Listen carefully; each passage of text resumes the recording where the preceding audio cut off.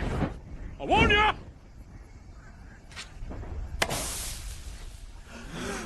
Right. Hello, and welcome back to the Women's Fellowship 40-Day Bible Study. In our last lesson, we talked about whether we'll see animals in heaven and our beloved pets. Today, we'll be talking about heaven ourselves.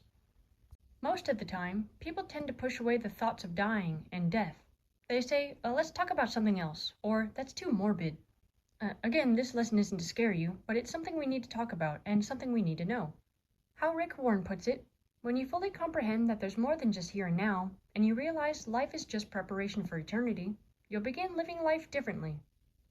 To make the most of your life, you must keep the vision of eternity continuously in your mind and the values of it in your heart. In God's kingdom, you have a place, a purpose, a role, and a function. In heaven, we will be reunited with loved ones who are believers. We will be released from all suffering, rewarded for our faithfulness on earth, and reassigned to do work that we'll actually enjoy. Death is something you don't need to fear if you know where you're going. But we are only human, and how I think to put it, we fear the thought of experiencing the death part rather than what comes after.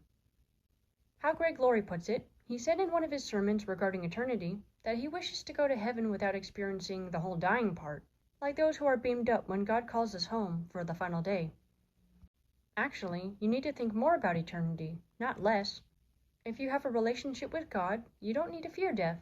Rather than being the end of your life, it'll be your birthday into eternal life. Your last breath on earth, the next in heaven. You exhale and then you inhale. A person who simply fell asleep, a Christian death. It ought to be our business of every day to prepare for our final day. Life is extremely short, and earth is just a temporary residence. So don't get distracted, for you won't be here long. Your identity is in eternity, and your homeland is in heaven. In order to keep us from becoming too attached to earth, God allowed us to feel a significant amount of discontent and dissatisfaction in life. We're not completely happy here because we're not supposed to be. Never focus on temporary crowns. You must wait until heaven for the rest of the chapters. You're not home yet. At death, you won't leave home, you'll go home. And with that, that concludes day 26.